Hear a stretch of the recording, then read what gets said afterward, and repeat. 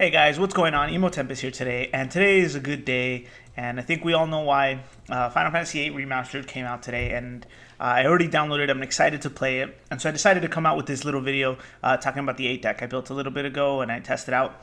It was early on in Opus 9 that I started playing this. And I know I shared it on Twitter if you guys follow me there, but I wanted to sit here, bring up. I kind of saved it a little bit for this day, and so yeah, it's ready now, and yeah, we can talk about it.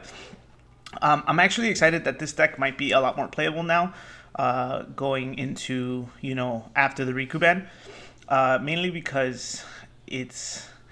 I know this one didn't worry too much about the milling concept, but it's very aggro, and so I think that's one of the key ways to go into fighting, wind, water, and that whole the annoying wind water pretty much is really what the problem was. The only thing is that the Famfrits are still going to be a problem, but we will get into that in a sec. Again, before I start, please guys check out Happy Little Hug Factory. I have a link in the description below. Anything there helps me out a lot. So make sure to get your pre-orders in for new starters, new structures, and Opus 10 hopefully soon. I know it's a little ways away, but yeah. Anyway, yeah, so let's get right into it. Ice Lightning Final Fantasy VIII. First things first is the Alua, 3 Alua. Now, she's really important in the deck. Some people, when I was playing this deck, it felt like a lot of people called it just an Alua deck. We really want to get into her as early as possible, usually for the damage. And her shield helps us put in those 2 or 3 points of damage right away early on. So drawing a 2-cost backup and then her or the Cid Clan Gully in the first hand is very important.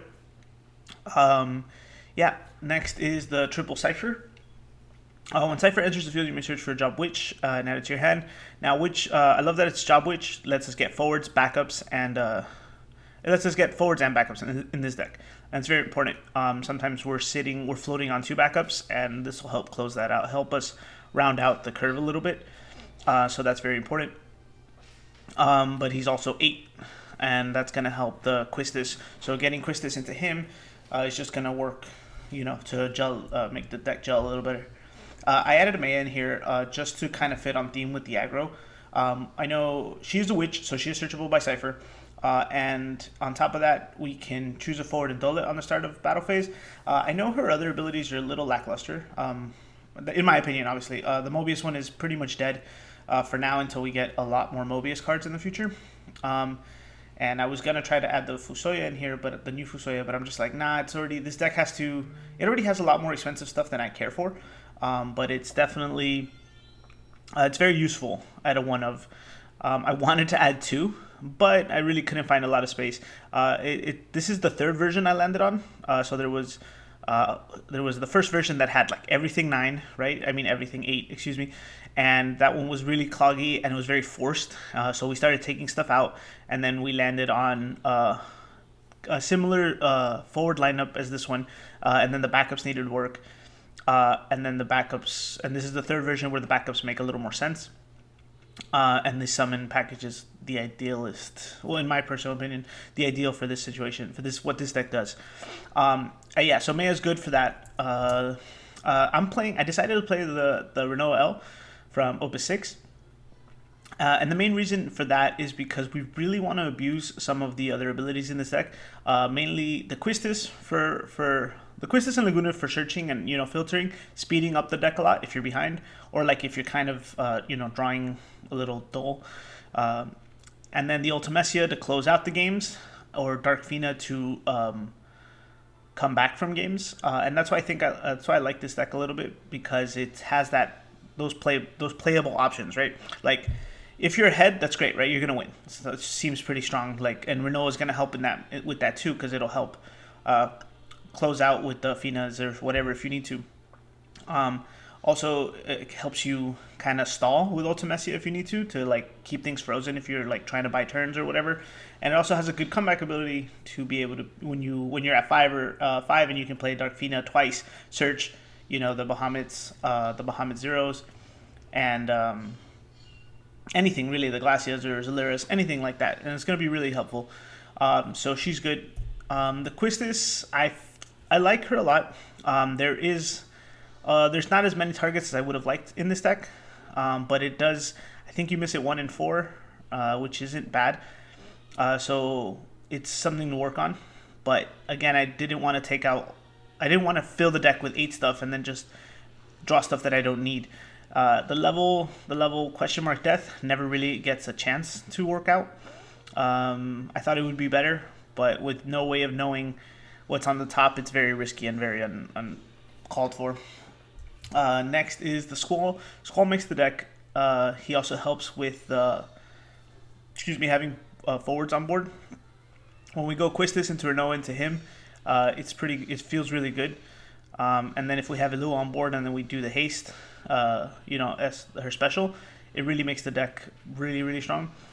Getting him out and then giving him haste changes the game if we don't have the snow.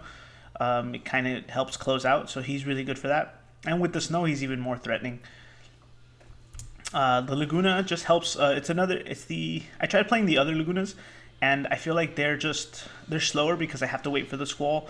And this guy just helps me get there faster, right? Like if I open this and not the Quistis or whatever, it pretty much just helps me get what I need in those sense for the ice cards anyway, because I don't have searchers for my ice stuff. Laguna is really good for that. And then Ultimecia, like I said, she kind of crushes it when, let's say your opponent is at, I don't know, I know for sure they're at 5 backups, right, mid game, and they're not that they're about to win or you're about to win, but it really crushes opponents when you bring her out and freeze all their backups. And then if you Renoa that for 2 turns, they're kind of like forcing their hand out, and that's really what you want to do too. That's actually my favorite play to do with her as like lately, and again, it's fantastic. And then the Dark Finas. Now again, I know this is super like costly because we're playing the Ultimecias and the Bahamut Zeros, but when you have a Bahamut Zero in hand and you can play a Dark Fina, and it just casts it for free, and then you take advantage of it, it's really good.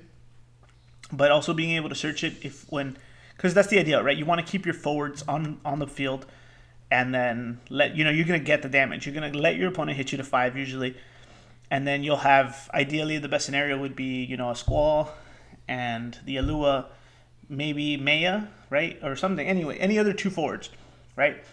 If early on in the game you got him to at least 3, then you're gonna push here, right? You're gonna summon her, bring out the Bahamut Zero, clear the remove the board. You break 1, yes, but then you're also able to dull everything else. And so with that, you kind of just try to shut out the game. That's the plan. And she's really helpful for that. And I really love the play when I get it off. Next is the backups. We have the Red Mage. Red Mage is just there to help give haste and for early on damage if they're available. You always go for the damage, always in this deck. So giving things haste early is very important. If we don't have the Ilua, we want to give the Squall haste. Definitely want to give him haste. The Cid of Tlangoli, like I mentioned, to get the Ilua. Triple Adea, because we want to open this, we want to grow into this.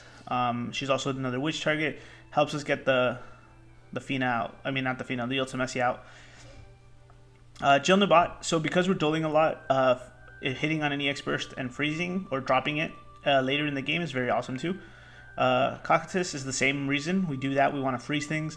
Triple Duke Lark, because our main hitters are going to be the ice stuff, and we need them to live.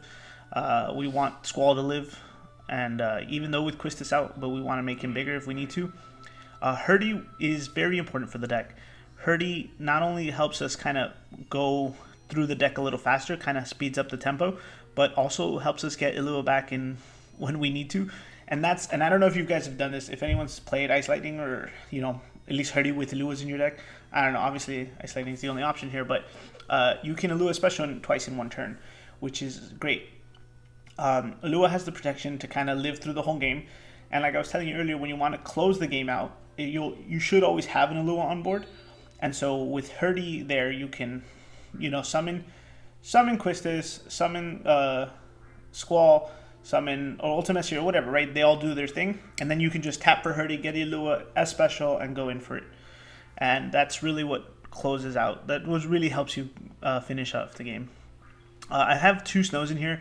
Um, Again, it's so the reason I'm playing the snow is because I'm choosing to play this Renoa and not the 2 drop, the new 2 drop one.